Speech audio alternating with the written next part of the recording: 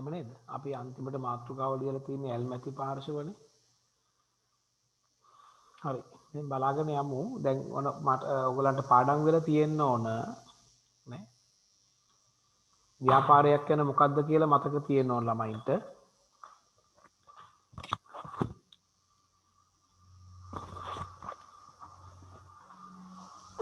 ඊට පස්සේ ව්‍යාපාර ලාභ අපේක්ෂාවෙන් පවත්වාගෙන ව්‍යාපාරවල අරමුණු මතක තියෙන්න ඕන.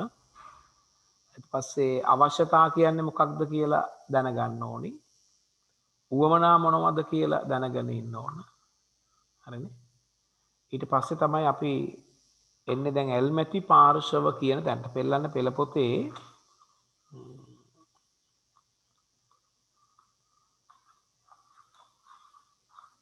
පිටු අංක 6 මෙතන මෙන්න මේ කොටස තියෙන මේක ඇල්මැති පාර්ශව. හරිනේ. එතට ගිහින් බලන්න මෙන්න මෙහෙම කියන ව්‍යාපාර කටයුතු පිළිබඳව උනන්දුවක් දක්වන විවිධ පාර්ශව ඇල්මැති පාර්ශව ලෙස හැඳින්වේ. හරිද? ව්‍යාපාර කටයුතු පිළිබඳව උනන්දුවක් දක්වන විවිධ පාර්ශව. දැන් අපි මෙහෙම උදාහරණයක් ගමුකෝ.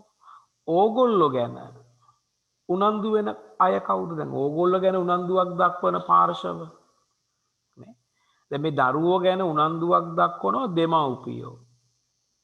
විශේෂයෙන්ම ඊළඟට ඥාතීන්, වැඩිහිටියෝ නේ.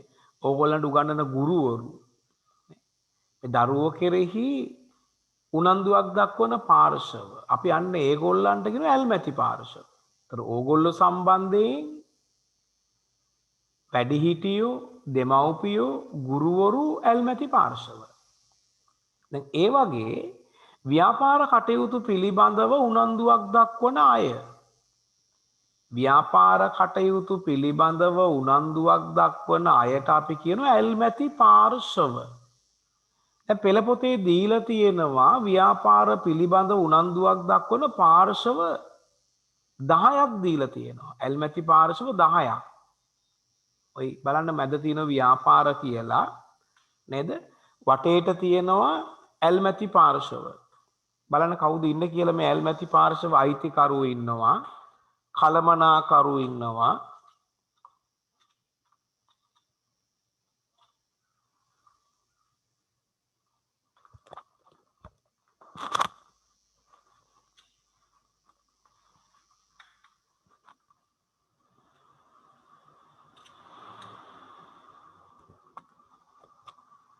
හරිනේ? අයිතිකරු, කලමනාකරු, ගනුදෙනුකරු, ඊට පස්සේ සැපයුම්කරු, තරඟකරු, මූල්‍ය ආයතන, සේවකයෝ, රජය, ප්‍රජාව, අනාගත ආයෝජකයෝ. මේ තමයි ව්‍යාපාර කටයුතු පිළිබඳව ඇල්මැති පාර්ශව.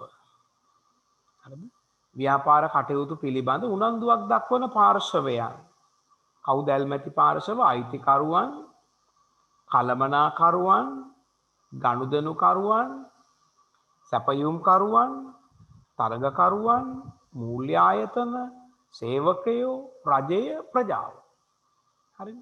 ව්‍යාපාර කටයුතු පිළිබඳව උනන්දුවක් දක්වන පාර්ශව. දැන් අපි බලන්න ඕනේ මේ කවුද මේ එක එක්කෙනා අපි හඳුනා ගන්නට ඕන ළමයි නේ. ඒ ව්‍යාපාර කටයුතු පිළිබඳ උනන්දුවක් දක්වන එක පාර්ශවයක් තමයි අයිතිකරු. නැත්නම් අයිතිකරුවන්. අයිතිකරුවන්. සමහර අයිතිකරුවෝ එක්කෙනෙක් වෙන්නත් පුළුවන්. අයිතිකරුවෝ කිහිප දෙනෙක් වෙන්නත් පුළුවන්. එතකොට අයිතිකරු අයිතිකරුවන්. ව්‍යාපාර කටයුතු පිළිබඳව ඇල්මැති පාර්ශවයක් අයිතිකරු. දැන් ඕගොල්ලෝ පෙළ පොතේ 10 වෙනි පිටුවට පෙරලා බලන්න කවුද අයිතිකරු කියලා කියන්නේ කියලා. කවුද අයිතිකරු කියලා කියන්නේ? ව්‍යාපාරයට සම්පත් සපයන පුජ්‍යලයෝ. නේ? ව්‍යාපාරයට සම්පත් සපයන පුජ්‍යලයෝ තමයි ඒ ව්‍යාපාරයේ අයිතිකරුවෝ වෙන්නේ. අපි ගත්තොත් මේ මයි ටීචර්ස් කියන මේ ආයතනය නේ දැන් මේ ආයතනේ මේ ව්‍යාපාරයට අවශ්‍ය සම්පත්, මේ කැමරා, පරිගණක, මේ අවශ්‍ය උපාංග නේද, මේ ගොඩ නැගිලි සියලු දේවල්, ඒ සියලු දේවල් සපයලා තියෙන්නේ කුමාර සර්. ඒ නිසා මේ ව්‍යාපාරයේ අයිතිකරු වෙන්නේ කුමාර සර්. දරුවන්ට පැහැදිලි වෙනවද? ඇල්මැති පාර්ශව කියලා කියන්නේ ව්‍යාපාර කටයුතු පිළිබඳව උනන්දු වෙන පාර්ශවයක්. ව්‍යාපාර කටයුතු පිළිබඳ උනන්දු වෙන පළමුව පාර්ශවය තමයි අයිතිකරුවන්. අපි දැන් තේරුම් ගන්න ඕන කවුද අයිතිකරු කියලා කියන්නේ. අයිතිකරු කියලා කියන්නේ ව්‍යාපාරයට සම්පත් යොදවන පුජ්‍යලයෝ. සමහර විට ව්‍යාපාරයට සම්පත් යොදවන එක පුජ්‍යලයක් වෙන්න පුළුවන්. සමහර වෙලාවට පුජ්‍යලයෝ කිහිප දෙනෙක් වෙන්න පුළුවන්.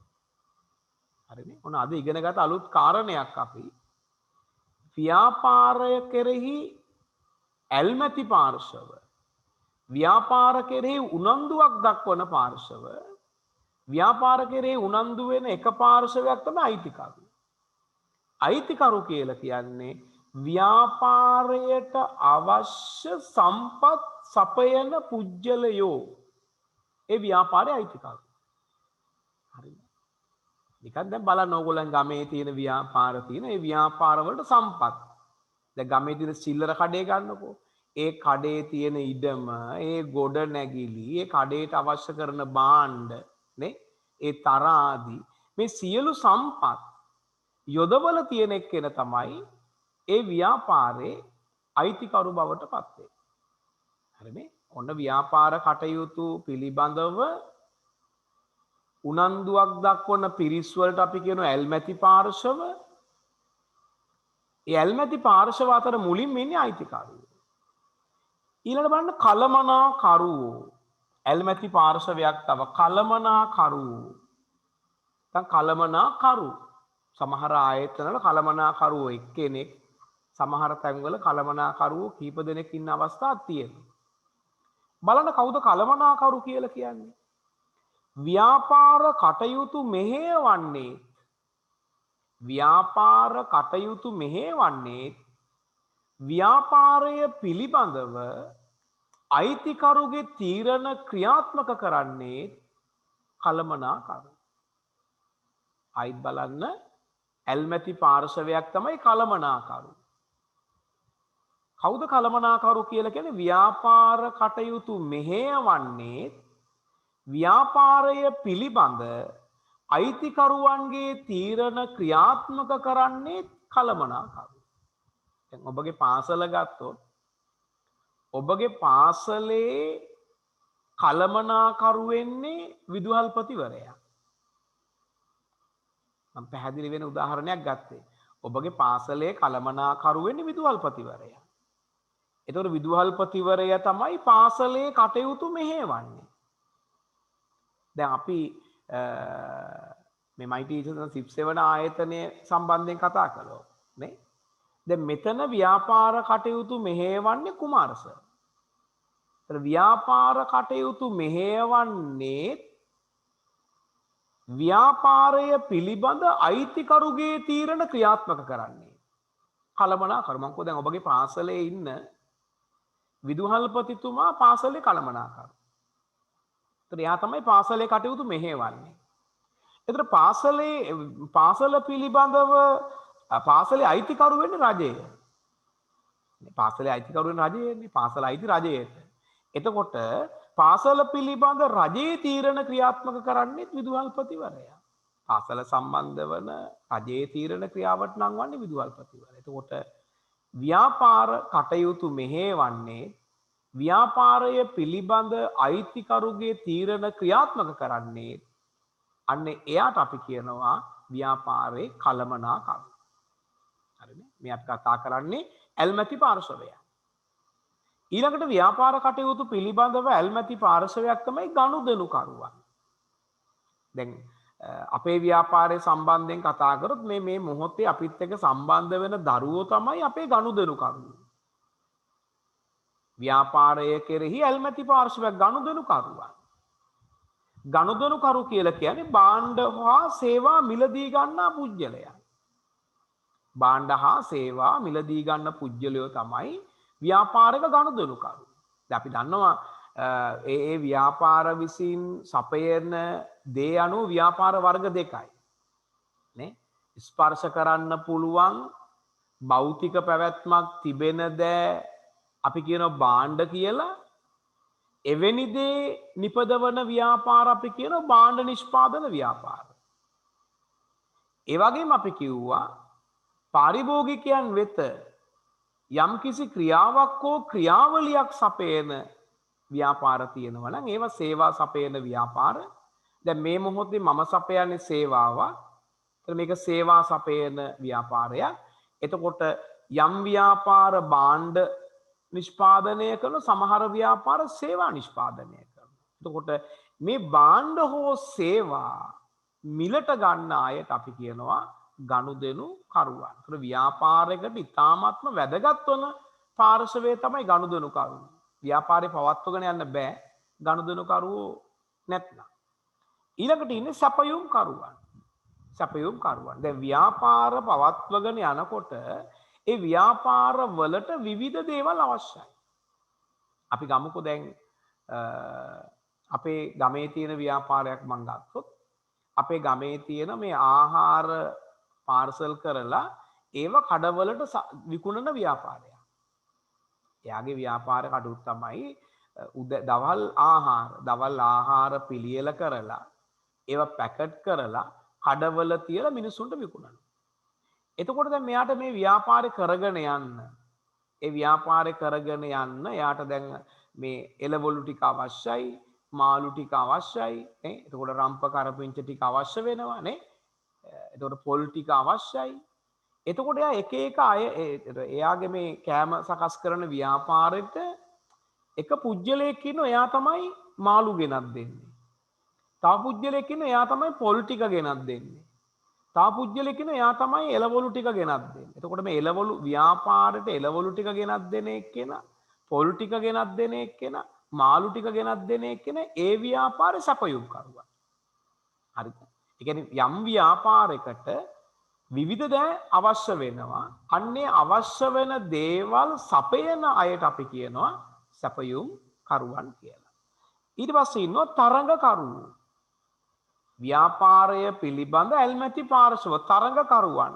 තරඟකරුවෝ කියලා කියන්නේ යම් ව්‍යාපාරයක් නිෂ්පාදනය කරන නිෂ්පාදිත වලට සමාන භාණ්ඩ හා සේවා නිෂ්පාදනය කරන ව්‍යාපාර.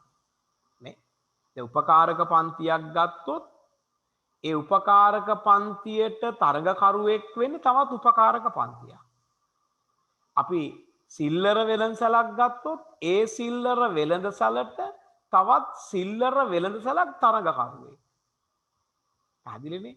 යම්කිසි ව්‍යාපාරයක් විසින් නිෂ්පාදනය කරන නිෂ්පාදිත වලට සමාන භාණ්ඩ හා සේවා නිෂ්පාදනය කරනවා නම් අපි එතන එයව සලකන්නේ තරඟකරුවෙක් කියලා. හරිනේ? ඊට පස්සේ ඉන්න මූල්‍ය ආයතන. ව්‍යාපාරකේ කටයුතු කෙරෙහි උනන්දුවක් දක්වන තවත් ඇල්මැති පාර්ශවයක් මූල්‍ය ආයතන. මූල්‍ය ආයතන ව්‍යාපාර සඳහා අවශ්‍ය කරන ණය, උපදේශන සේවා ආදිය සපයන බැංකු, රක්ෂණ වැනි ආයතන වලට අපි කියනවා මූල්‍ය ආයතන කියලා. ව්‍යාපාරවලට අවශ්‍ය ණය, උපදේශන සේවා සැපයීම සිදු කරන බැංකු හා අනෙකුත් ණය දෙන ආයතනවලට අපි කියනවා මූල්‍ය ආයතන කියලා. ඊළඟට තව තියෙනවා සේවකයෝ. ව්‍යාපාර කටයුතු ඉටු කරන්නන්. නේ? ව්‍යාපාර කටයුතු ඉටු කරන්නන් සේවකයෝ. නේ? දැන් ඕගොල්ලෝ ඇඳුම් මිලට ගන්න ඒ රෙදිපිලි අලෙවි කරන තැනකට ගියොත් එතකොට ඔබ ඇඳුම් පිළිබඳව අහන්නේ, ඇඳුම් ලබා ගන්නේ නේද? විස්තර තොරතුරු ගන්න ඒ කියන සේවකයන්ගෙන්. ඔගොල්ලෝ වෙළඳසැලකට ගියොත් භාණ්ඩ මිලට ගන්න. ඒ වෙළඳසැලේ භාණ්ඩ කිරන්නේ, ඔබට භාණ්ඩ තෝරලා දෙන්නේ. ඒ කටයුතු කරන්නේ මේ වෙළඳසැලේ ඉන්න සේවකයෝ. එතකොට සේවකයෝ කියලා කියන්නේ ව්‍යාපාර කාර්යයන් ඉටු කරන්න. නේ? ව්‍යාපාර කාර්යයන් ඉටු කරන්නන් සේවකයෝ. දැන් මම ගත්තොත් මේ මොහොතේ මේ ව්‍යාපාරේ සේවකයෙක්. ව්‍යාපාර කාර්ය ඉටු කරන පුජ්‍යලේ. හරිද? ඊට පස්සේ ඉන්නවා රජය. දැන් රජය කියන එක හොඳින් අර්ථකථනය ළමයි කරගන්න ඕනේ. දැන් විවිධ අය විවිධ විදියට රජය කියන එක හඳුන්වනවා. අපි රජය කියන්නේ රටක ආර්ථික දියුණුව සඳහා අවශ්‍ය ප්‍රතිපත්ති සම්පාදනය කිරීම. රටක ආර්ථික දියුණුව සඳහා අවශ්‍ය කරන ප්‍රතිපත්ති සම්පාදනය කරන්නේ රජය. එතකොට මේ රජයත් ව්‍යාපාර කටයුතු පිළිබඳව උනන්දුවක් දක්වනවා.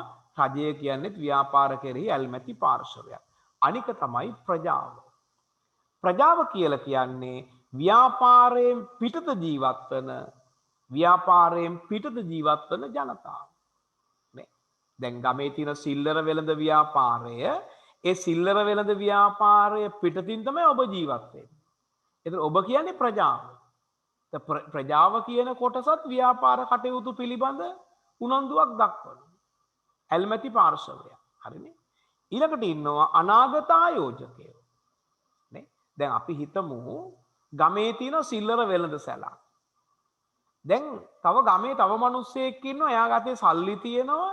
එයත් අපේක්ෂාවෙන් ඉන්නවා තව මාස කිහිපකින් වෙළඳ ව්‍යාපාරයක් පටන් ගන්න. එතකොට තව මාස කිහිපකින් සිල්ලර වෙළඳ ව්‍යාපාරයක් පටන් ගන්න ඉන්න පුජ්‍යලයා අපි කියන්නේ අනාගත ආයෝජකයෙක්. ඒතර ඒ අනාගත ආයෝජකයා මේ පවතින ව්‍යාපාර පිළිබඳ උනන්දුවෙන් පසු වෙන කොහොමද ව්‍යාපාරය කෙරෙන්නේ? කොහොමද ව්‍යාපාර කඩු සංවිධානය කරගන්නේ? ඒව ව්‍යාපාර ලාභ ලබනවද? පාඩු ලබනවද නේද? මේ විදිහට ව්‍යාපාරය පිළිබඳව උනන්දුවක් දක්වනවා අනාගතයේ ව්‍යාපාර සඳහා මුදල් යොදවන්න බලාපොරොත්තුවෙන් ඉන්න අය. අපි එයාට කියන්නේ අනාගත ආයෝජකයන් කියලා. පැහැදිලිනේ? ආයිත් මතක තියාගන්න අපි ගැති මාතෘකාව ලියලා තියෙන ඇල්මැති පාර්ශව ව්‍යාපාර කටයුතු පිළිබඳව උනන්දුවක් දක්වන පිරිස් තමයි ඇල්මැති පාර්ශවයන්. අපිට ඇල්මැති පාර්ශව 10ක් දීලා තියෙනවා පෙළ පොතේ. අයිතිකරුවෝ, කළමනාකරුවෝ, ගනුදෙනුකරුවෝ, සැපයුම්කරුවෝ, තරඟකරුවෝ, මූල්‍ය ආයතන, සේවකයෝ, රජය, ප්‍රජාව සහ අනාගත ආයෝජකයා. නේ? එතකොට අයිතිකරු කියන්නේ කවුද? කළමනාකරු කියන්නේ කවුද? ගනුදෙනුකරු කියන්නේ කවුද? සේවකයා කියන්නේ කවුද? රජය කියන්නේ මොකක්ද? තරඟකරු කියන්නේ කාටද? සැපයුම්කරු කියන්නේ කාටද? අනාගත ආයෝජකයෝ කියන්නේ කාටද කියන කාරණය ඔබ දැනගෙන සිටිය යුතුයි. හරිනේ? අපි ලියාගමු ගැති මාතෘකාව ලියලා තියෙන්නේ ඇල්මැති පාර්ශව කියලා. එතනට මෙහෙම ලියා ගන්න. ලියමු.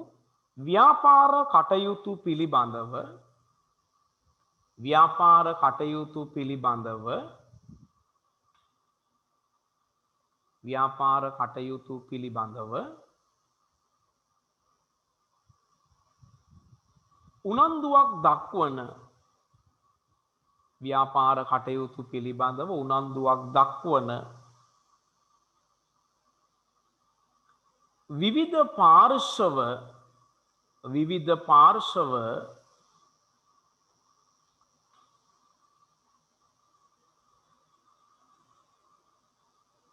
ඇල්මැති පාර්ශව ලෙස හැඳින්වේ. ව්‍යාපාර කටයුතු පිළිබඳව උනන්දුවක් දක්වන විවිධ පාර්ශව ඇල්මැති පාර්ශව ලෙස හැඳින්වේ.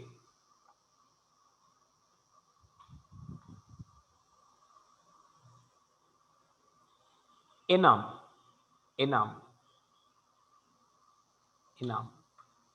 රූල් අයිනෙන් එක දාලා ලියා ගන්න. රූල් අයිනෙන් එක දාලා ලියනවා අපි අයිතිකරුවන් ව්‍යාපාර කටයුතු පිළිබඳව ඇල්මැති පාර්ශව එක අයිතිකරුවන්.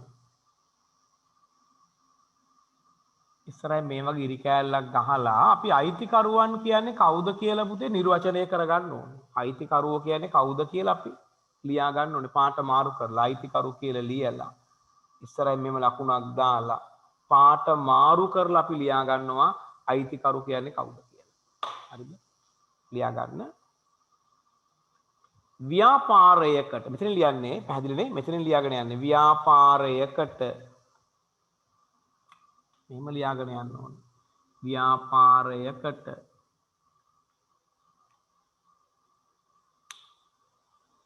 සම්පත් සපයන පුජ්‍යලයෝ ව්‍යාපාරයකට සම්පත් සපයන පුජ්‍යලයෝ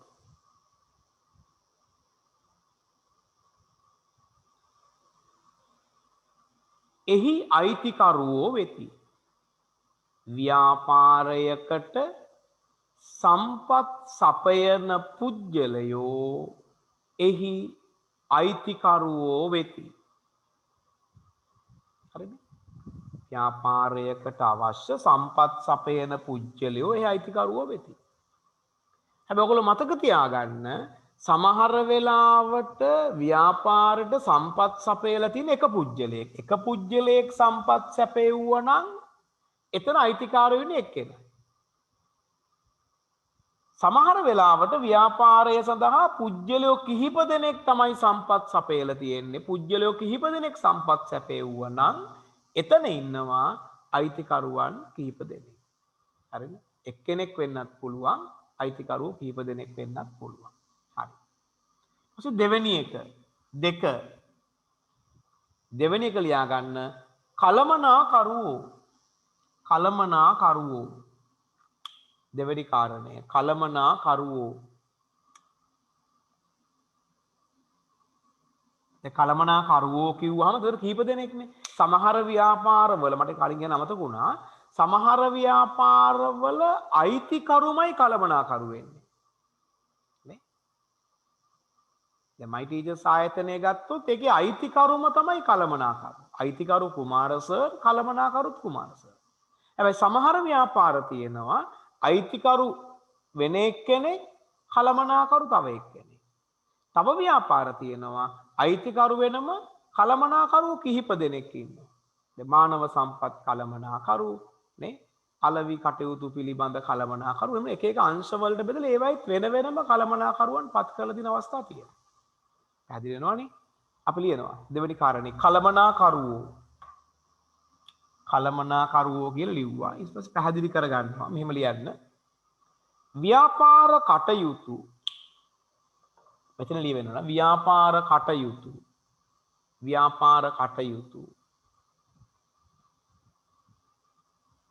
මෙහෙයවන්නේත් ව්‍යාපාර කටයුතු මෙහෙයවන්නේ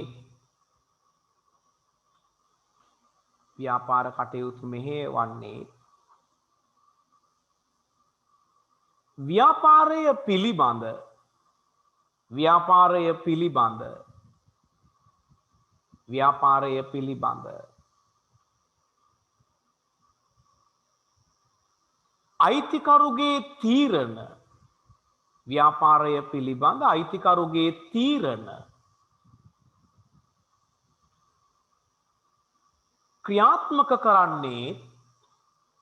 ක්‍රියාත්මක කරන්නේ කලමනාකරුවෝය. ඒව කටපාඩම් වෙන්න ඕන ළමයි. ව්‍යාපාර කටයුතු මෙහෙයවන්නේ ව්‍යාපාරය පිළිබඳ අයිතිකරුගේ තීරණ ක්‍රියාත්මක කරන්නේ කලමනාකරුවෝය. දැන් අපි පාර්ශව දෙකක් හඳුනගත්තා. අපිට තුන්වෙනි පාර්ශවයේ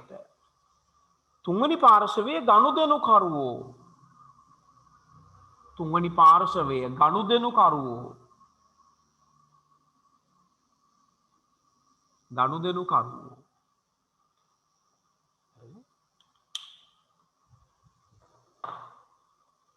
එතන ලියා ගන්න ඕනේ ගනුදෙනුකරුවෝ කියන එක. ඉස්සරහින් ලියනවා ගනුදෙනුකරුවෝ කියන එක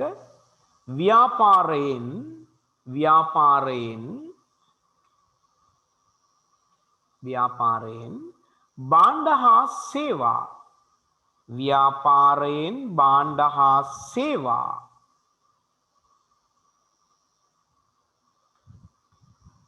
මිලදී ගන්නා පුජ්‍යලයා ව්‍යාපාරයෙන් භාණ්ඩ හා සේවා මිලදී ගන්නා පුජ්‍යලයා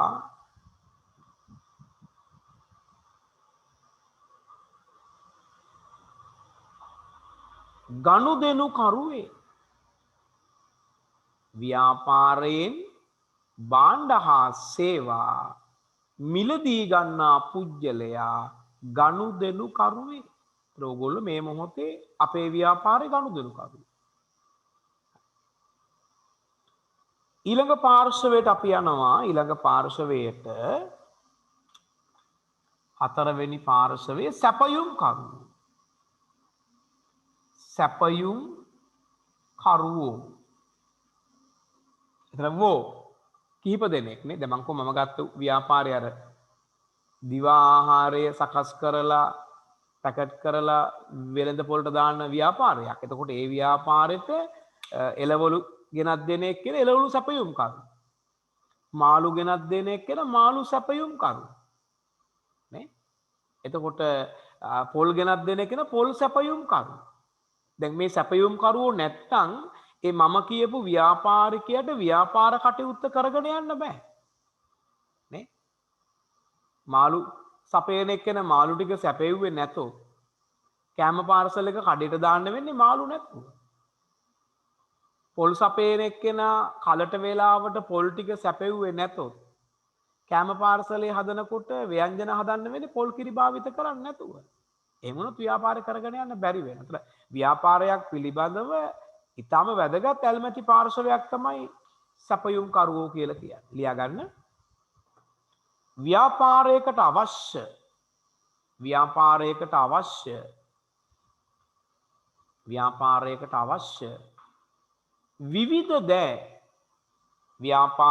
අවශ්‍ය විවිධ දෑ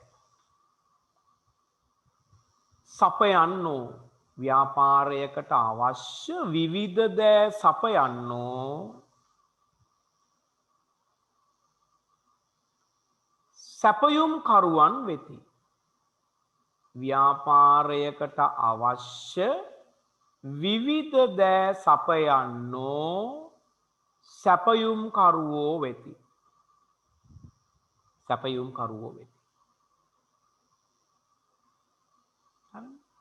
අපි යන ඊළඟ පාර්ශවයට. ඒතර පස්වෙනි පාර්ශවය තරගකරුවෝ.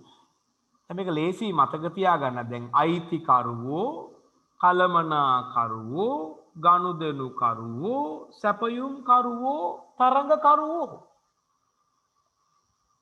අයිතිකරුවෝ, කලමනාකරුවෝ, ගනුදෙනුකරුවෝ, සැපයුම් කරුවෝ, තරගකරුවෝ.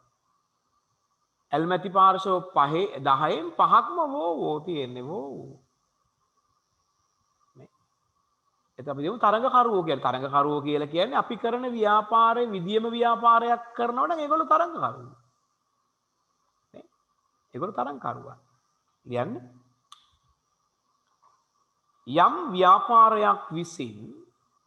යම් ව්‍යාපාරයක් විසින් තරගකරුවෝ කියලා ලියලා ඒක ඉස්සරහින් පාඨමාරු කරලා ලියන්න ළමයි තේරුණානේ. ව්‍යාපාරයක් විසින් නිෂ්පාදනය කරන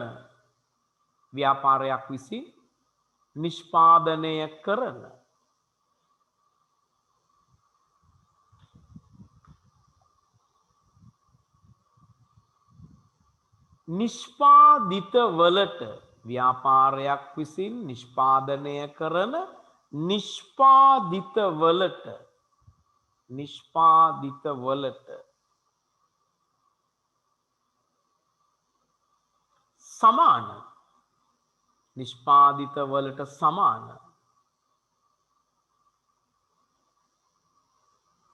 භාණ්ඩ හා සේවා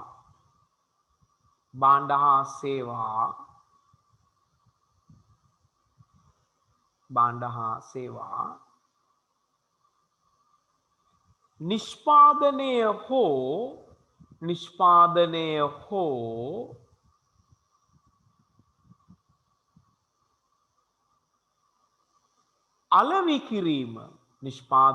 හෝ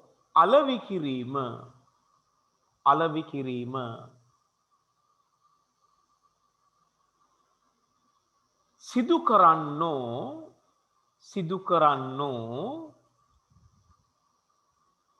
සිදු කරන්නෝ තරගකරුවෝ වෙති. තරඟකරුවෝ වෙති. ඔන්න වෝ කට්ටිය ඉවරයි. අයිතිකරුවෝ, කළමනාකරුවෝ,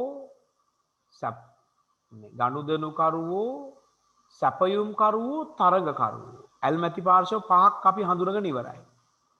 ඊට පස්සේ කට්ටියට වෝ නෑ. නේ බලන්න. ඊළඟ මූල්‍ය ආයතන. අපි 6 වෙනි එකෙන් යන්නේ. ඇල්මැති පාර්ශව 6. මූල්‍ය ආයතන. මූල්‍ය ආයතන. මූල්‍ය ආයතන. අපි ඉස්සරහට පැහැදිලි කරගමු මූල්‍ය ආයතන ගැන මොකක්ද කියලා ලියා ගන්න.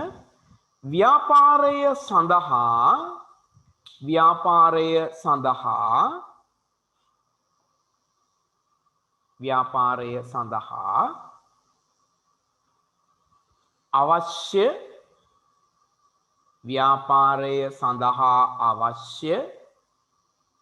ණය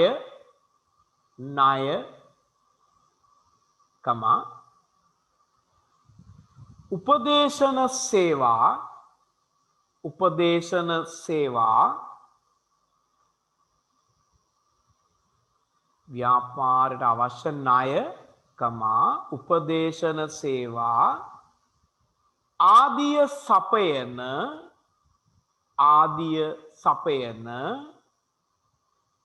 උපකාරක මේ උපදේශන සේවා ආදිය සපයන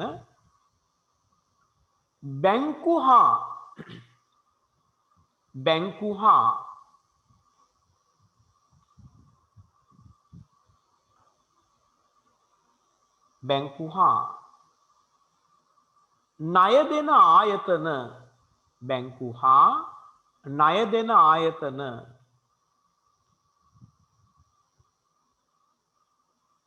මූල්‍ය ආයතන වලට අයත් වේ. බැංකු හා ණය දෙන ආයතන මූල්‍ය ආයතන වලට අයත් වේ.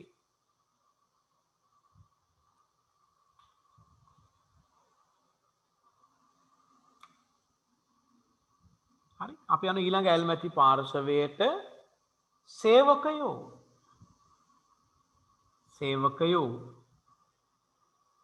අපි කලින් දවසේ කතා කර අර ව්‍යාපාර වල අරමුණු ඉටු කර ගැනීම සඳහා තියෙන උප අරමුණක් තමයි සේවක සුබ සාධනය. මතකනේ? දැන් අපි ඉගෙන ගන්නවා අද කවුද සේවකයෝ කියලා කියන්නේ. අපි නිතර ඒ වචනේ පාවිච්චි කරනවා. එයා අර ව්‍යාපාර සේවකයෙක්, මේ ව්‍යාපාර සේවකයෙක්, එයා මංගා වැඩ කරන සේවකයෙක් නේ. තාත්තා කියන එයා මගේ සේවකයෙක් කියලා. එතකොට අපි දැන් අද ඉගෙන ගන්නවා කවුද සේවකයෙක් කියලා කියන්නේ. මේ සේවකයෙක් කියලා කියන්නේ ව්‍යාපාර කාර්ය ඉටු කරන පුජ්‍යලයා. ලියාගන්න සේවකයෝ කියන එක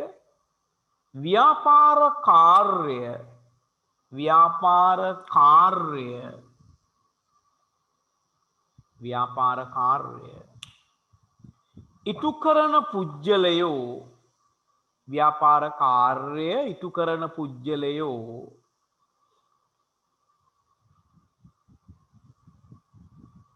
සේවකයන් වෙති. ව්‍යාපාර කටයුතු ඉටු කරන පුජ්‍යලයෝ සේවකයන් වෙති.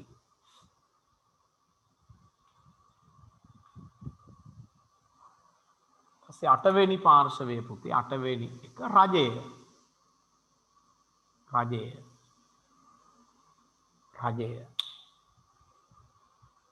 හරිද? අපි බලමු රජය කියලා කියන්නේ මොකක්ද කියලා. ලියා ගන්න රජය කියන එක අපි කලින් පැහැදිලි කළා. රජය කියන්නේ ආර්ථික දියුණුව සඳහා අවශ්‍ය කරන ප්‍රතිපත්ති සම්පාදනය කිරීම කරන තැන. ලියන්න රජය කියන එක රටක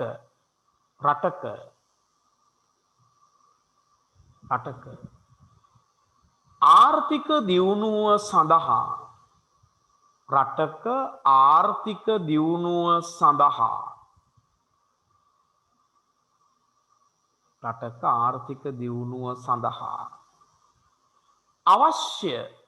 අවශ්‍ය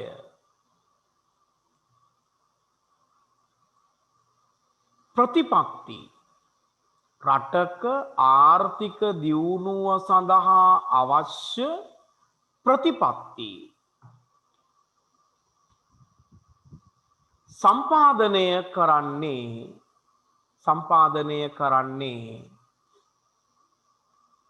සම්පාදනය කරන්නේ රජයයි. සම්පාදනය කරන්නේ රජයයි.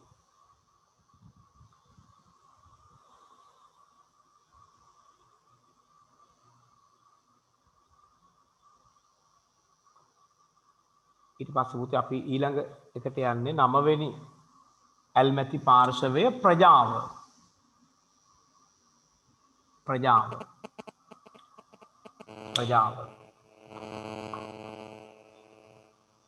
ප්‍රජාව කියලා කියන්නේ ව්‍යාපාරයෙන් පිටත සිටින අය. නේ? දැන් පාසල කියන්නේ ව්‍යාපාරයක්. පාසලේ පිටත ඉන්න නේ ගමේ ඉන්න මිනිස්සු ඒ පාසලට අයිති වෙන ප්‍රජාව. නේ? ඒතකොට ගමේ ඉන්න පාසලට සම්බන්ධ නැති එළියේ ඉන්න පිරිස පාසලේ කටයුතු පිළිබඳ උනන්දුවෙන් ඉන්නේ. නේ? ලියන්න. ප්‍රජාව කියන එක ව්‍යාපාරයෙන්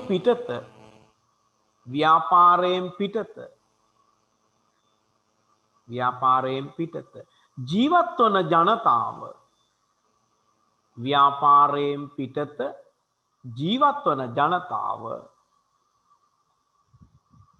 ප්‍රජාව ලෙස සැලකේ. ව්‍යාපාරයෙන් පිටත ජීවත් වන ජනතාව ප්‍රජාව ලෙස සැලකේ.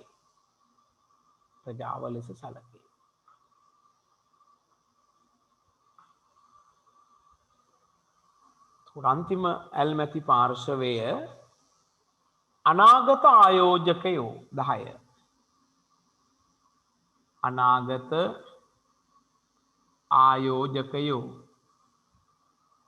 අනාගත ආයෝජකයෝ තමයි මෙතන මේ ආයෝජන කියන වචනේ තේරුම් ගන්න ඕනේ. ආයෝජන කියලා කියන්නේ කිසියම් පුජ්‍යලයේ තමන් ගාව ඉතුරු කරගත්තු එකතු කරගත්තු මුදලක්. හරිද?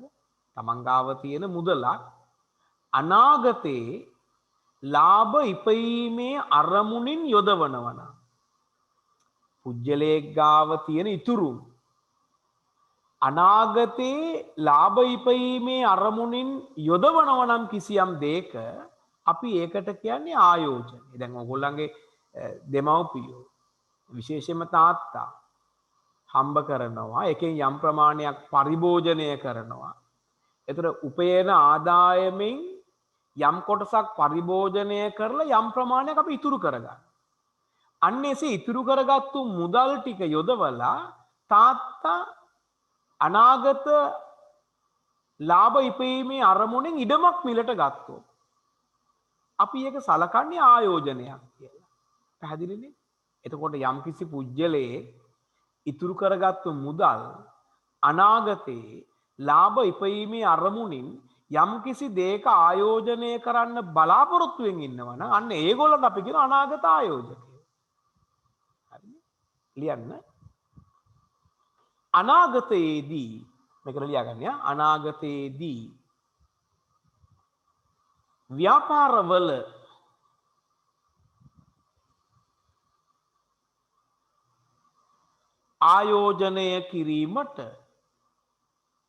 අනාගතයේදී ව්‍යාපාරවල ආයෝජනය කිරීමට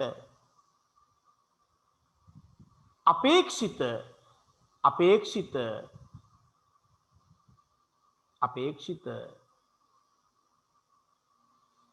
පුජ්‍යලයන් හා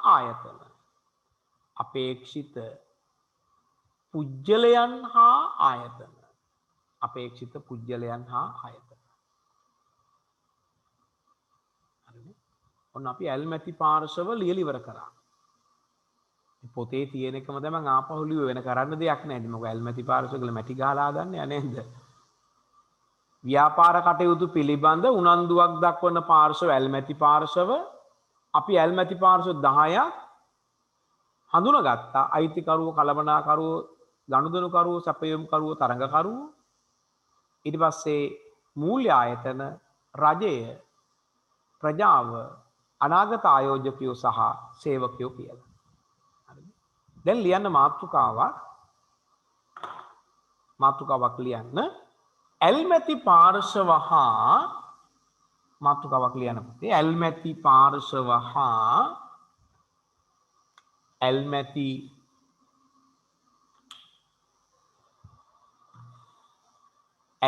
පාර්ශව හා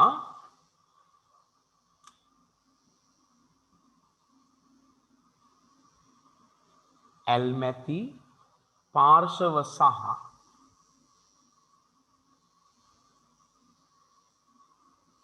ඇල්මැති පාර්ශව සහ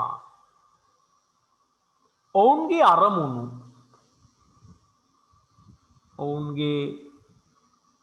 අරමුණු ඇල්මැති පාර්ශව හා ඔවුන්ගේ අරමුණු ඇල්මැති පාර්ශව ඔවුන්ගේ අරමුණු අපි මෙහෙම බලමු ළමයි. මෙන්න ඇල්මැති පාර්ශවය අපිට හමු වුණු පළවෙනි ඇල්මැති පාර්ශවයේනේ අයිතිකරු. එතන අයිතිකරුවෝ. එතන මෙන්න තියෙනවා ව්‍යාපාරය. මේ තියෙන්නේ ව්‍යාපාරය. එතන අපිට මාතෘකාව ඇල්මැති පාර්ශව සහ ඔවුන්ගේ අරමුණු. දැන් මේ ඇල්මැති පාර්ශව ව්‍යාපාර කෙරේ උනන්දු වෙනවනේ. අයිතිකරුවෝ ව්‍යාපාරය කෙරේ උනන්දු වෙනවා. දෙමව්පියෝ දරුවෝ කෙරෙහි උනන්දු වෙනවා වගේ ගුරුවරු තමන්ගේ ශිෂ්‍යයන් කෙරෙහි උනන්දු වෙනවා වගේ අයිතිකරුවෝ ව්‍යාපාරය කෙරෙහි උනන්දු වෙනවා. අයිතිකරුවන් ව්‍යාපාරය කෙරෙහි උනන්දු වෙන්නේ ඇයි? අයිතිකරුවන් ව්‍යාපාරය කෙරෙහි උනන්දු වීමට බලපාන හේතු තුනයි.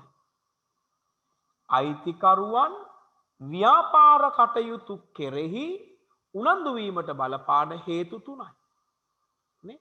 අපේ දරුවෙක් පොත බලලා මට කියන්න ඇල්මැති පාර්ශව අයිතිකරුවන් ව්‍යාපාර කටයුතු කෙරෙහි උනන්දු වීමට බලපෑ හේතු තුනක්. එක දරුවෙක් කතා කරලා කියන්න බලන්න.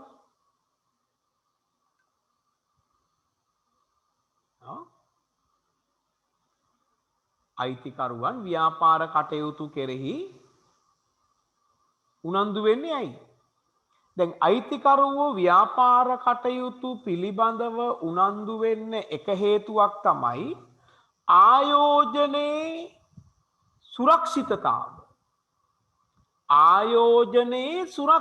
අපි හිතමු දැන් මේ කියන අයිතිකරු මේ ව්‍යාපාරය සඳහා රුපියල් ලක්ෂ 5ක් යොදවලා තියෙනවා කියලා. ලක්ෂ 5ක් 5.5යි. හරිද? මේ කියන අයිතිකරු මේ ව්‍යාපාරෙට ලක්ෂ 5ක මුදලක් ආයෝජනය කරලා තියෙනවා. හරිද?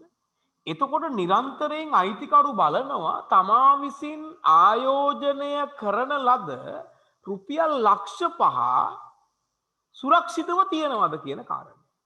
මොකද ව්‍යාපාර කටයුත්ත අඩාල වුණොත් ව්‍යාපාර කටයුත්ත බිඳ වැටුණොත් තමන් බොහෝ දුක් මහන්සියෙන් හම්බ කරලා ඉතුරු කරගත්තු රුපියල් ලක්ෂ 5 ආයෝජනය කර ලක්ෂ 5 උඩ නැති වෙන්න පුළුවන්. ඒ නිසා අයිතිකරුවේ ව්‍යාපාර කටයුතු පිළිබඳව උනන්දු වෙන්න බලපාන එක කාරණයක් තමයි ආයෝජනයේ සුරක්ෂිතතාව. එක කාරණයක් මොකක්ද? ආයෝජනයේ සුරක්ෂිතතාව. මේක. ඊළඟට අයිතිකරු ව්‍යාපාරය පිළිබඳ ඇල්මක් දක්වන්න උනන්දුවක් දක්වන්න බලපාන දෙවෙනි කාරණේ තමයි ප්‍රමාණවත් ලාභ ලැබීම. ප්‍රමාණවත් ලාභ ලැබීම. මොකද දැන් මෙයා ලක්ෂ 5ක් ආයෝජනය කරලා තියෙනවා. ලක්ෂ 5ක් ආයෝජනය කරාට පස්සේ අපි හිතමු අවුරුද්දක් දැන් ව්‍යාපාර කටයුතු කරාම එයාට ලාභ විදියට ලැබිලා තියෙන රුපියල් 500ක්.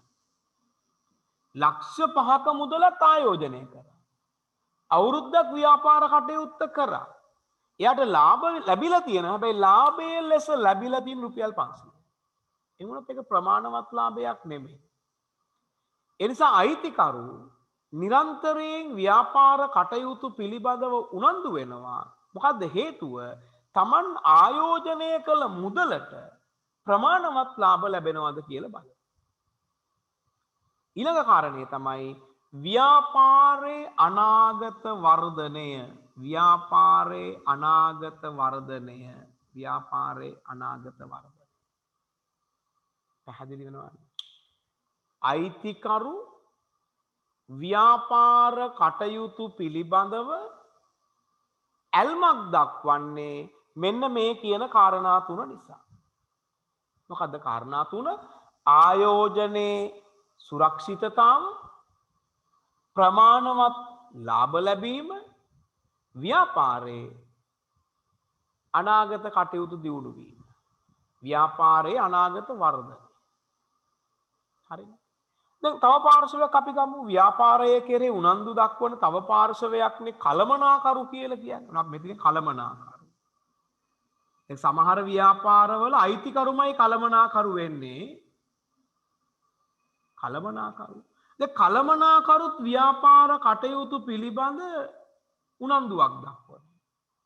ඇයි කලමනාකරුවෙක් ව්‍යාපාර කටයුතු පිළිබඳ උනන්දුවක් දක්වන්නේ?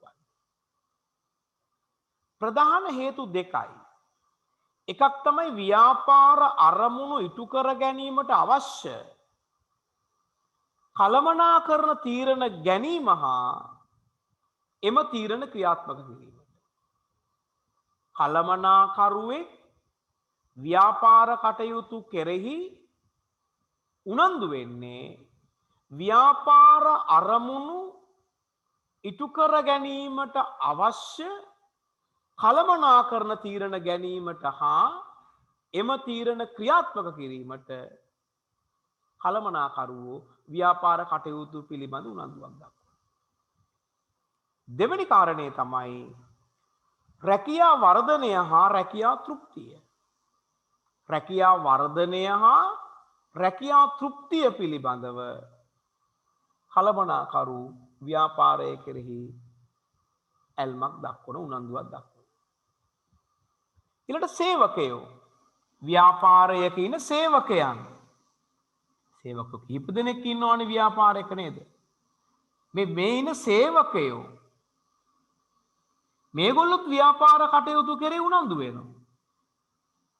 සේවකයෝ මොකටද ව්‍යාපාරය පිළිබඳ උනන්දු වෙන්නේ? අයිතිකරු ව්‍යාපාරය ගැන උනන්දු වෙන එක හරි. ව්‍යාපාරේ කලමනාකරු ව්‍යාපාරය පිළිබඳ උනන්දු වෙන එක හරි. මොකටද සේවකයෝ උනන්දු වෙන්නේ? සේවකයෝ ව්‍යාපාරය පිළිබඳ උනන්දු වෙනවා සාධාරණ වැටුපක් ලබා ගැනීම.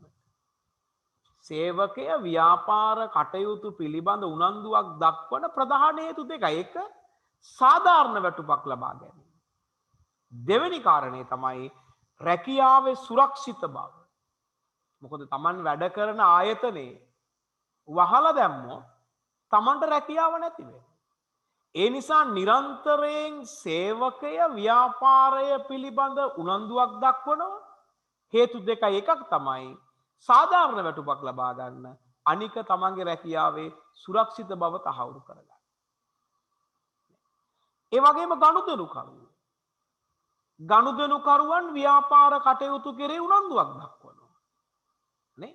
දැන් මේ අපේ පන්තියට සම්බන්ධ වෙන දරුවෝ අපේ පන්තිය පිළිබඳ උනන්දුවක් දක්වනවා. මොකටද?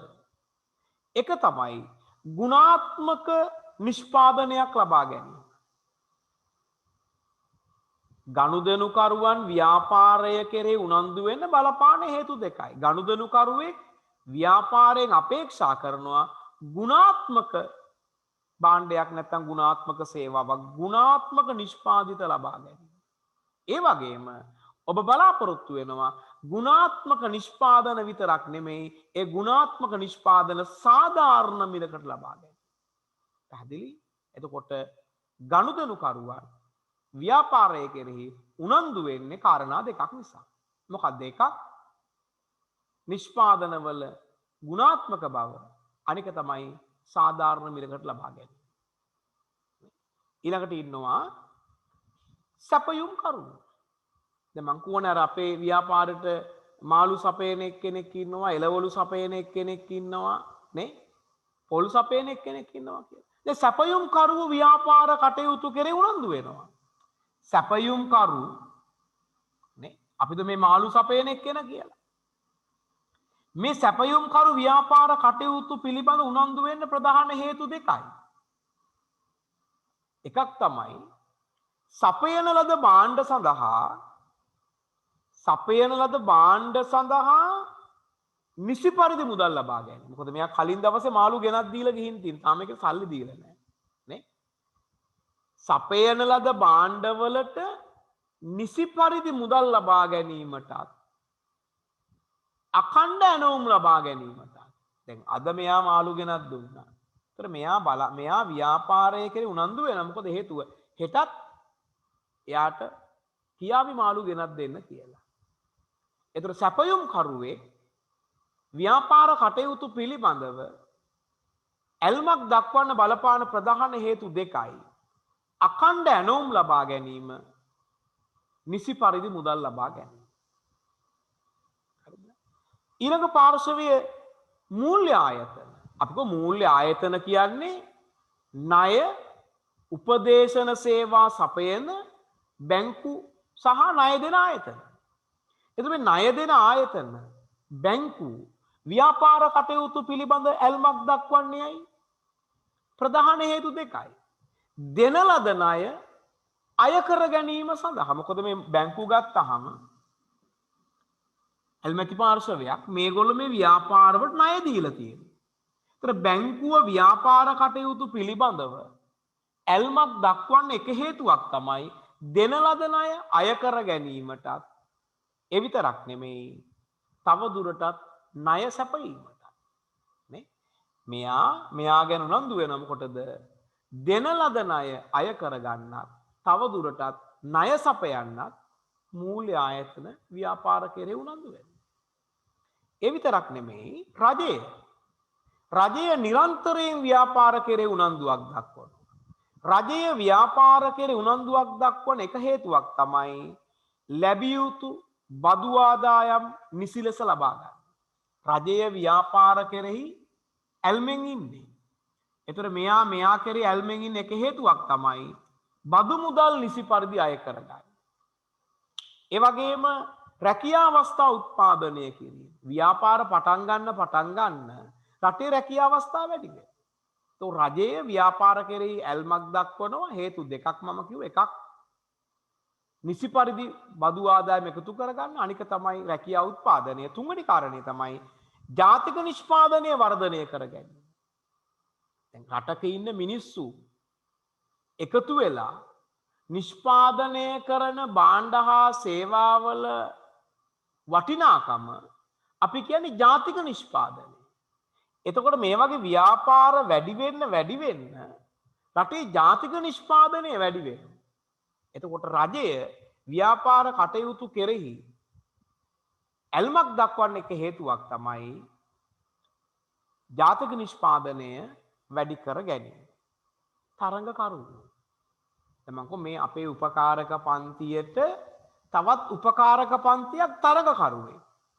සිල්ලර වෙළඳ සලකට තවත් සිල්ලර වෙළඳ සලක් තරඟකරුවේ. එතකොට මේ තරඟකරුවන් ව්‍යාපාර කටයුතු පිළිබඳ ඇල්මක් දක්වන්න හේතු දෙකයි. එකක් තමයි නිෂ්පාදනවල මිල තීරණය කිරීම. නිෂ්පාදන මිල තීරණය කිරීම. දැන් අපි පන්ති පවත්වනකොට අනෙකුත් තරඟකාරී ආයතන වල මිල ගණන් පිළිබඳ සැලකිල්ලක් දක්වනවා. ඒ මිල ගණන් පිළිබඳ සැලකිල්ලක් දක්වලා තමයි අපේ මිල ගණන් අපි තීරණය කරන්නේ. හරිද? අනෙක් කාරණේ තමයි තරඟයට මුහුණ දීම. තරඟකරුවෝ එන්න ව්‍යාපාරයකට එක විදිහකින් වාසියක්. තරඟකරුවෝ එන්න අපි ඒ තරඟයට මුහුණ දෙන සූදානම් වෙනවා. නේ? අපි අලුත් වෙනවා. නේ? අපි මහන්සි වෙනවා. නේ? එහා පැත්තේ සිල්ලර කඩයක් දැම්මොත් මෙහා පැත්තේ සිල්ලර කඩේ මුදලාට තරඟයක් වෙනකොට එයා ව්‍යාපාර කටයුතු වෙන්දට වඩා හොඳින් කරනවා. තරඟයට මුහුණ දෙනවා. නේ? අනික තමයි ප්‍රජාව. ප්‍රජාව මොකටද ව්‍යාපාර කරේ උනන්දු වෙන්නේ? නේ? දැන් පාසල අවට සිටින අය පාසල අවට ඉන්න ප්‍රජාව. ඒගොල්ලෝ පාසලේ කටයුතු පිළිබඳ උනන්දු වෙනවා. මොකටද? එකක් තමයි පරිසරයට හිතකරව ව්‍යාපාර කටයුතු පවත්වාගෙන යාම. පාසලේ දරුවෝ පොලිතීන් ගේනවා නම් ඒව පරිසරයට බැහැර කරනවා නම් ඒක පරිසරයට හානි වෙන නිසා යවට ඉන්න ප්‍රජාව ඒ පිළිබඳ විමසිල්ලෙන් ඉන්නවා. එතකොට ප්‍රජාව ව්‍යාපාර කෙරෙහි විමසිලිමත් වෙන්න එක හේතුවක් තමයි පරිසරයට හිතකරව ව්‍යාපාර කටයුතු පවත්වාගෙන යාම. අපි මොනවා හරි ව්‍යාපෘතිම ගල් මෝලක් පටන් ගත්තා කියලා නේ. එතකොට ප්‍රජාව බලන මේ ගල් මෝල නිසා පරිසරයට හානියක් වෙනවා නේ. ඒ නිසා පරිසරයට හිතකරව ව්‍යාපාර කටයුතු පවත්වාගෙන යන්නේදයි මහ ජනතාව මේ ප්‍රජාව සොයා බලන. එහෙම වෙන්නේ නැත්නම් ඒගොල්ලෝ පෙස්සම් ගහනවා අවශ්‍ය නීතිමය පියවර ගන්න. අනික තමයි ප්‍රජාව ව්‍යාපාර කටයුතු පිළිබඳව උනන්දුවක් දක්වන්න බලපන අනෙක් කාර්යය තමයි සමාජ සුබසාධනයට දායක වන්නේදයි විමසා බැලීම. නේ? දැන් අවුරුද්ද වෙනකොට අවුරුදු උත්සවය පවත්වන්න ඕනේ. වෙසක් වෙනකොට දන්සැල පවත්වන්න ඕනේ. පොසොන් වෙනකොට දන්සැල තොරණ පවත්වන්න ඕනේ. එතකොට ඔන්න ඔය කියන ප්‍රජාව එනවා ව්‍යාපාරිකයෝ ගාවට. නේ? ඇවිල්ලා යම් යම් ඉල්ලීම් කරනවා. ඒ කියන්නේ සමාජ සුබසාධනයට දායක වන්නේද විමසා බලන්න. ඒතර ව්‍යාපාරිකයෝ තමයි දන්සැලට හාල් ටික දෙන්නේ, තොරණට ආලෝකය සපයන්නේ නේ. ඒ අවශ්‍ය මුදල් වියදම් කරන්නේ ව්‍යාපාරිකයෝ. ඒ මොකද්ද? සමාජ සුබසාධනයට දායක වෙන්නේ. අනෙක් පාර්ශවය තමයි අනාගත ආයෝජකයෝ. අනාගත ආයෝජකයෝ ව්‍යාපාර පිළිබඳව සැලකිලිමත් වෙන්නේ ආයෝජනය පිළිබඳ තීරණ ගැනීම සඳහා. හරිද? මම ගොඩක් වෙලා කතා කරගෙන ගියා. ඔගොල්ලෝ අහගෙන හිටියා. දැන් ඉක්මනට ලියා ගන්න මාතෘකාව ලියලා තියෙන්නේ ඇල්මැති පාර්ශව සහ ඔවුන්ගේ අරමුණු. ලියා ගන්න. පොතේ වගුවක් විදියට දිනවනම් වගුවක් ලෙස හදා ගන්නත් පුළුවන්. හරිද? නැත්නම් නිකන් ලියාගෙන යන්නත් පුළුවන්. මෙහෙම අපි ලියන එක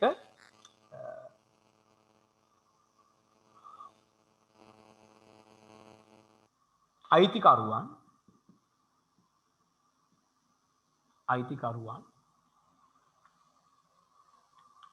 අයිතිකරුවන් ඇල්මැති පාර්ශවය.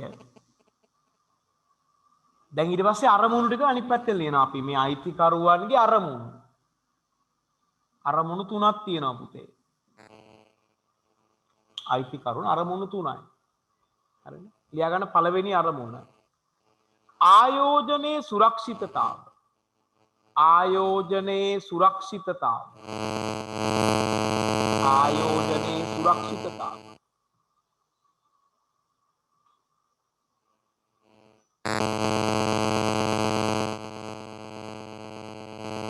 දෙක ප්‍රමාණවත් ලාභ ලැබීම. දෙක ප්‍රමාණවත් ලාභ ලැබීම.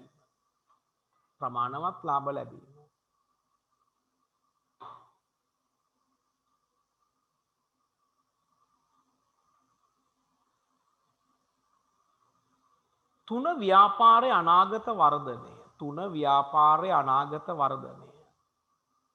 ව්‍යාපාරයේ අනාගත වර්ධනය. එළම මම කියවගෙන යන්න ඕනේ. ඔයගොල්ලෝ ලියා ගන්න පුළුවන්. ටක් ගාලා ලියා ගන්න බලන්න. අයිතිකරුවෝ, කළමනාකරුවෝ, සේවකයෝ, ගනුදෙනුකරුවෝ කියලා වෙන වෙනම ලියලා මේ පැත්තේ තියෙනවනේ මේ. අපි මේක ලියලා ඉවරයි. ඊට පස්සේ දෙවෙනි එක ලියන්න. මම විනාඩි 5ක් දෙන්න ඉක්මනට ලියා ගන්න බලන්න. මේ ටික ඔක්කොම ලියන්න ඕන ළමයි. ලියන්න ඕන.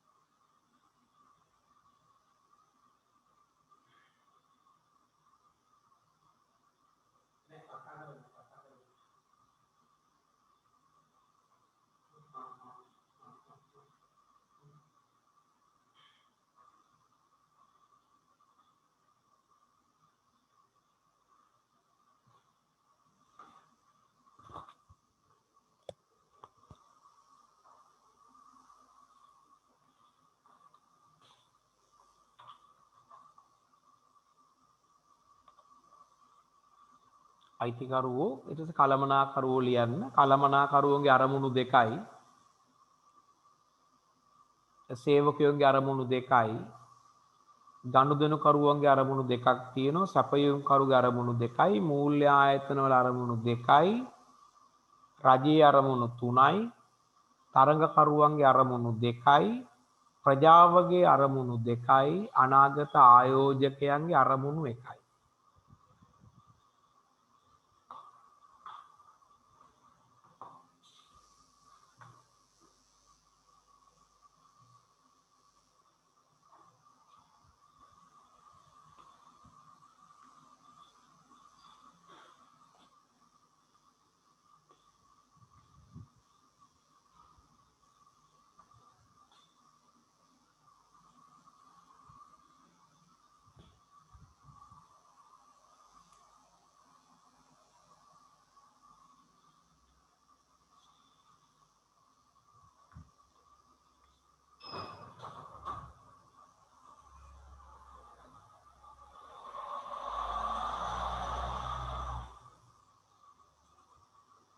හරිද ළමයි ලියාගෙන ඉවරද?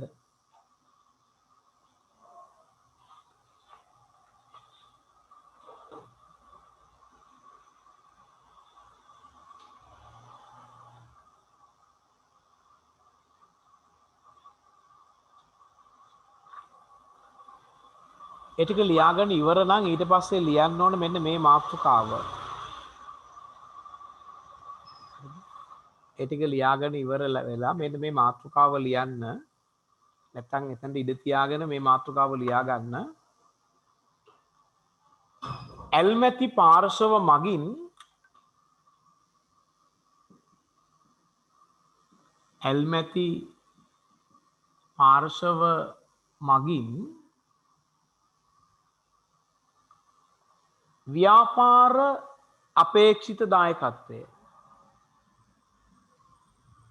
ව්‍යාපාර අපේක්ෂිත දායකත්වය. හරි මම කලින් කිව්ව ක්‍රමය වෙනස් කරමු බලන්න. දැන් අපි කලින් කතා කරේ මේ අයිතිකරු ව්‍යාපාරය. අපි කලින් කතා කරේ අයිතිකාරය ව්‍යාපාරයෙන් බලාපොරොත්තු වෙන දේවල්. අයිතිකාරය ව්‍යාපාරයෙන් බලාපොරොත්තු වෙන දේවල් තිබුණ තුනක්. හරි. එකක් තමයි ආයෝජනයේ සුරක්ෂිතතාව. දෙක තමයි ප්‍රමාණවත් ලාභ ඉපයීම. තුන්වෙනි එක තමයි තුන්වෙනි කාරණේ තමයි ව්‍යාපාරය අනාගත වර්ධනය. දැන් මම කතා කරන්නේ ඒකේ අනිත් පැත්ත. දැන් අයිතිකාරය ව්‍යාපාරයෙන්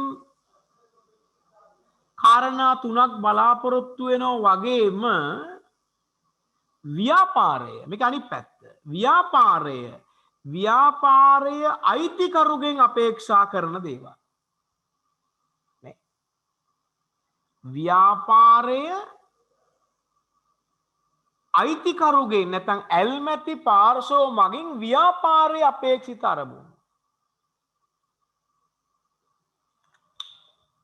අයිතිකරුගෙන් ව්‍යාපාරය මොනවද ඉල්ලන්නේ? හොඳට තේරුම් ගන්න ඕනේ. ව්‍යාපාරය අයිතිකරුගෙන් ඉල්ලන දේවල් තියෙනවා. අයිතිකරු ව්‍යාපාරයෙන් ඉල්ලන දේවල් තියෙනවා. දැන් අපි කලින් කතා කරේ අයිතිකරු ව්‍යාපාරයෙන් ඉල්ලන දේවල්. දැන් කතා කරන්නේ ව්‍යාපාරය අයිතිකාරයාගෙන් ඉල්ලන දේවල්. නේ? ඔයගොල්ලෝ පෙළ පොතේ 12 වෙනි පිටුවට ගියාම බලා ගන්න පුළුවන්. ව්‍යාපාරයක් අයිතිකාරයාගෙන් ಜಾති තුනක් ඉල්ලනවා. මොනවද බලන්න? එක ප්‍රමාණවත් ප්‍රාග්ධන දායකත්වයක් ලබා දීම.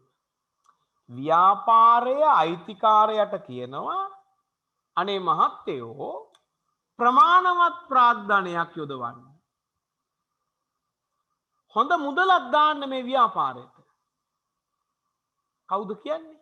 ව්‍යාපාරේ. කාටද කියන්නේ? අයිතිකරුට. ප්‍රමාණවත් ප්‍රාග්ධනයක් සපයන්න. පැහැදිලි? ඊට පස්සේ මොකද්ද කියන්නේ? ඊට පස්සේ කියනවා ව්‍යාපාර කටයුතු පිළිබඳව උනන්දු වෙන්න කැප වෙන්න. ව්‍යාපාරය අයිතිකාරයාගෙන් ඉල්ලනවා ප්‍රමාණවත් ප්‍රාග්ධනයක් සපයන්න. ව්‍යාපාර කටයුතු පිළිබඳව උනන්දු වීම හා කැපවීම. සමහර අයිතිකරුවෝ ඉන්නවා ව්‍යාපාර කටයුතු ගැන උනන්දුවක් නැහැ, කැපවීමක් නැහැ. මොනද ව්‍යාපාරේ කඩාගෙන වැටෙනවා. තුන්වෙනි කාරණය ව්‍යාපාරයේ ව්‍යාපාර කටයුතු සුපරීක්ෂණය කරන්න. මේ ව්‍යාපාරය කෑ ගහලා අයිතිකාරයට කියනවා ප්‍රමාණවත් ප්‍රාග්ධනයක් සපයන්න. ව්‍යාපාර කටයුතු පිළිබඳව උනන්දු වෙන්න කැප වෙන්න. ඒ විතරක් නෙමෙයි ව්‍යාපාර කටයුතු සුපරීක්ෂණය කරන්න. ව්‍යාපාර කටයුතු වෙන්නේ කොහොමද කියලා බලන්න. හරිද? ඊට පස්සේ කලමනාකරු මේ කලමනාකාර මහත්තයාගෙන් ව්‍යාපාරයේ අපේක්ෂා කරන දේවල් දෙකක් තියෙනවා. ව්‍යාපාරය කෑ ගහලා කලමනාකරුට කියනවා ව්‍යාපාර සැලසුම් නිසි පරිදි ක්‍රියාත්මක කරන්න. ව්‍යාපාරය කලමනාකරුට කියනවා ව්‍යාපාර සැලසුම් නිසි ලෙස ක්‍රියාත්මක කරන්න, නිවැරදි තීරණ ගන්න. ව්‍යාපාරය කලමනාකරුට කියනවා කලමනාකාර මහත්තයෝ ඔයා ව්‍යාපාරය පිළිබඳව නිවැරදි තීරණ ගන්න, ව්‍යාපාර සැලසුම් නිසි ලෙස ක්‍රියාත්මක කරන්න. ඊට පස්සේ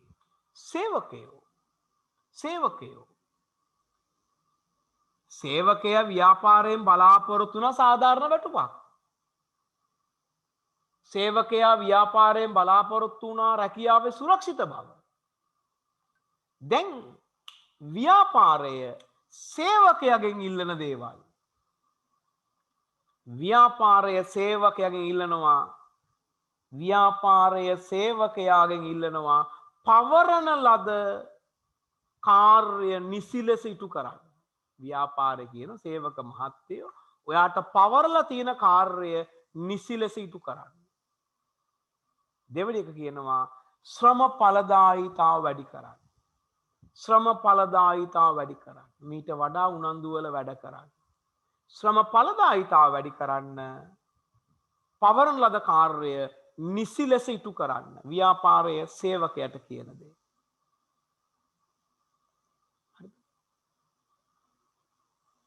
ඊට පස්සේ සැපයුම්කරුවෝ. දැන් සැපයුම්කරුවා ව්‍යාපාරයෙන් ඉල්ලපු දේවල් දෙකක් තිබ්බනේ. නිසි පරිදි මුදල් ලබා ගැනීමයි අඛණ්ඩ ඇණවුම් ලබා ගැනීමයි.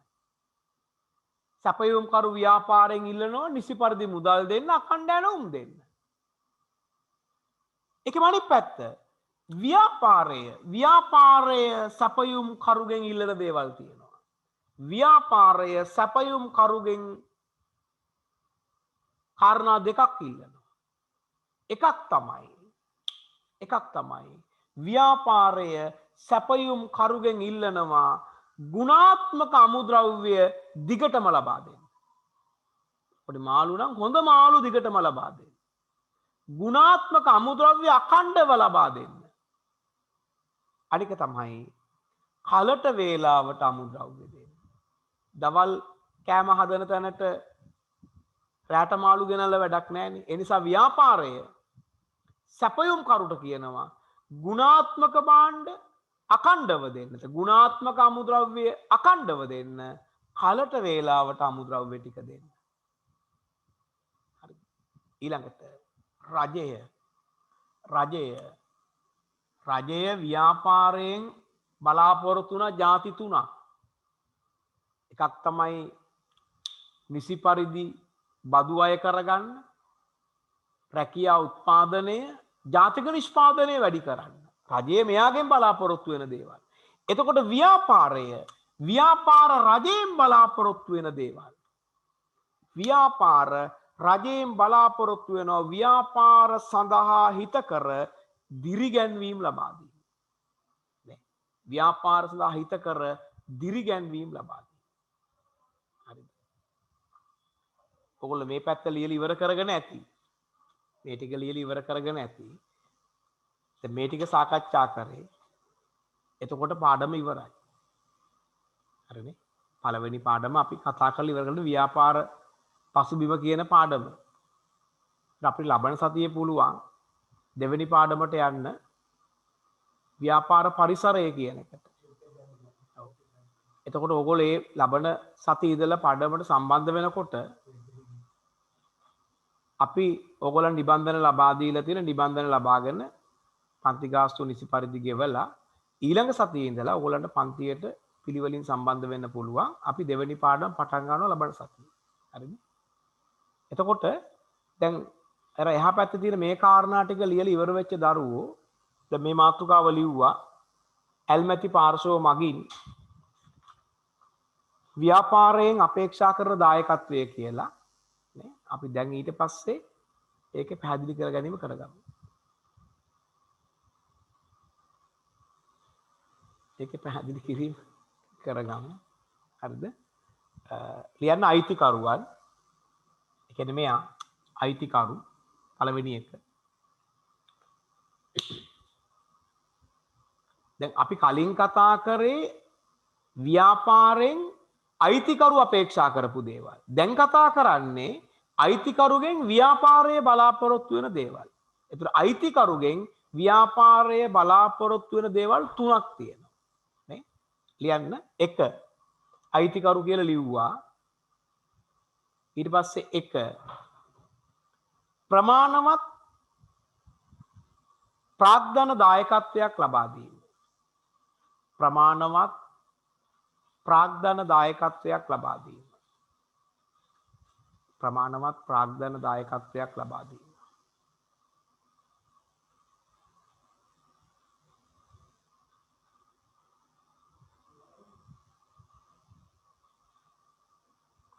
දෙක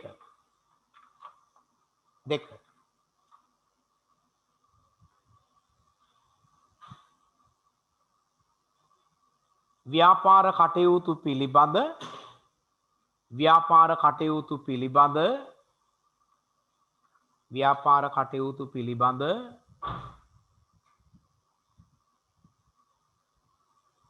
උනන්දුව හා කැපවීම. ව්‍යාපාර කටයුතු පිළිබඳ උනන්දුව හා කැපවීම.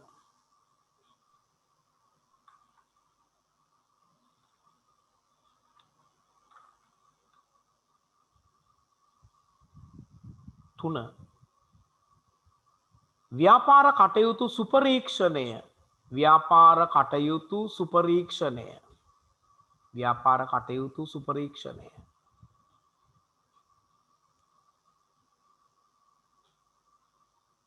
ව්‍යාපාර කටයුතු සුපරීක්ෂණය. ඔයි ව්‍යාපාරය අයිතිකරුවන්ගෙන් අපේක්ෂා කරන දේවල්. හරිද? ව්‍යාපාරයක් අයිතිකාරයෙන් ඉල්ලනවා ප්‍රමාණවත් ප්‍රාග්ධනයක් යොදවන්න. ව්‍යාපාර කටයුතු පිළිබඳ උනන්දු වෙන්න කැප වෙන්න. ඒ විතරක් නෙමෙයි ව්‍යාපාර කටයුතු සුපරීක්ෂණය කරන්න. හරිද?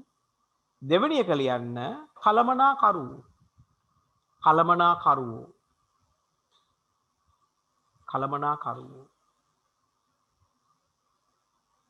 හරියට තේරුම් ගන්න ළමයි. දැන් මෙතනදී අපි ලියන්නේ කළමනාකරු ව්‍යාපාරයෙන් අපේක්ෂා කරන දේ නෙමෙයි. හරිද? ව්‍යාපාරය කළමනාකරුගෙන් ඉල්ලන දේවල්. ලියා ගන්න. ව්‍යාපාරය කළමනාකරුගෙන් ඉල්ලන දේවල් දෙකයි. 1 ව්‍යාපාර සැලසුම් නිසිලස ක්‍රියාත්මක කිරීම.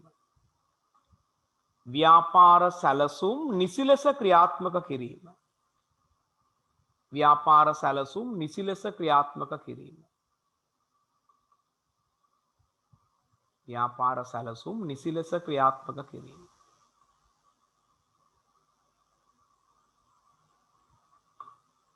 දෙක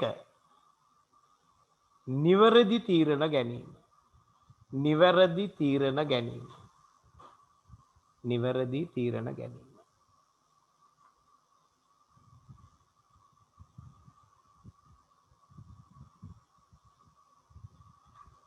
හරිද? ඊළඟට සේවකයෝ. සේවකයෝ. ආයි මම මතක් කරනවා ව්‍යාපාර කටයුතු ඉටු කරන අය තමයි සේවකයෝ. ඒතර සේවකයේ ව්‍යාපාරයෙන් අපේක්ෂා කරන කාරණා දෙකයි. එකක් සාධාරණ වැටුප, අනික තමයි රැකියාවේ සුරක්ෂිත බව. දැන් කතා කරන්නේ ව්‍යාපාරය සේවකයාගෙන් අපේක්ෂා කරන දේ. ඒතර ව්‍යාපාරයක් සේවකයාගෙන් අපේක්ෂා කරන කාරණා දෙකයි. අපේක්ෂා කරන කාරණා දෙකයි. දැන් එක පවරන ලද කාර්ය නිසි ලෙස ඉටු කිරීම. පවරන ලද කාර්ය නිසි ලෙස ඉටු කිරීම. පවරන ලද කාර්ය නිසි ලෙස ඉටු කිරීම.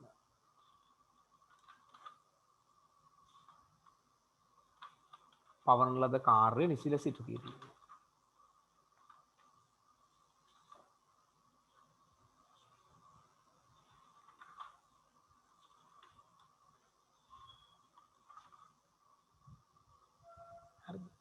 දෙක ශ්‍රම ඵලදායීතාව වැඩි කිරීම. ශ්‍රම ඵලදායීතාව වැඩි කිරීම. ශ්‍රම ඵලදායීතාව වැඩි කිරීම.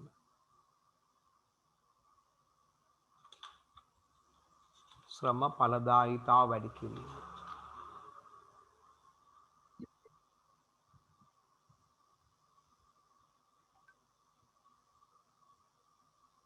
ඊළඟ පාර්ශවයේ සැපයුම්කරුවෝ. සැපයුම්කරුවෝ. දැන් ළමයින්ට මතකයි සැපයුම්කරුවෝ කියන්නේ ව්‍යාපාරයට අවශ්‍ය විවිධ දෑ සපයන අය. ඒතර සැපයුම්කරුවෙක් ව්‍යාපාරයෙන් කාරණා දෙකක් අපේක්ෂා කරනවා. නිසි පරිදි මුදල් ලබා ගැනීමයි අඛණ්ඩ ඇණවුම් ලබා ගැනීමයි. එතකොට ව්‍යාපාරය සැපයුම්කරුගෙන් ඉල්ලන දේවල් දැන් ලියන්නේ. ව්‍යාපාරය සැපයුම්කරුගෙන් කාරණා දෙකක් බලාපොරොත්තු වෙනවා.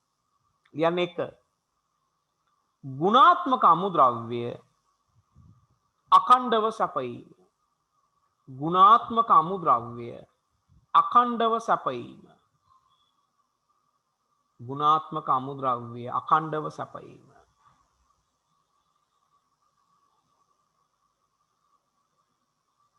දෙක කලට වේලාවට අමුද්‍රව්‍ය සැපයීම. කලට වේලාවට අමුද්‍රව්‍ය සැපයීම. කලට වේලාවට අමුද්‍රව්‍ය සැපයීම.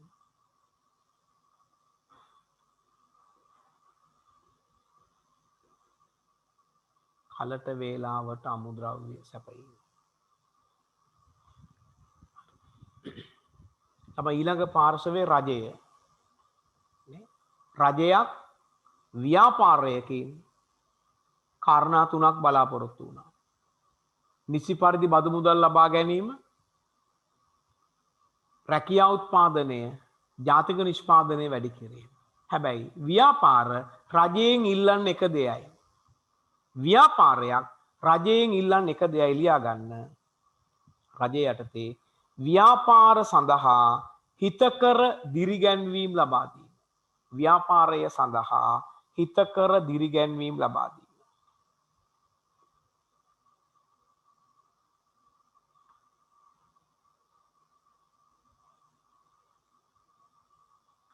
පෙළ පොතේ ළමයි ක්‍රියාකාරකමක් දෙනවා. 9 වෙනි ක්‍රියාකාරකම ඔබගේ පාසලට සම්බන්ධ ඇල්මැති පාර්ශව නම් කරන්න. නේ ඔබගේ පාසලට සම්බන්ධ ඇල්මැති පාර්ශව ආදි ශිෂ්‍යයෝ. නේ දෙමව්පියන්, රවට ප්‍රජාව, රජය,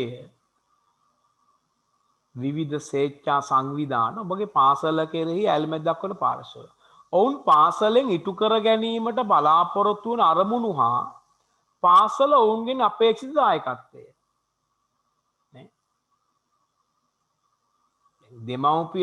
දෙමව්පියෝ පාසලෙන් බලාපොරොත්තු වෙන දේ, පාසල දෙමව්පියන්ගෙන් බලාපොරොත්තු වෙන දේ.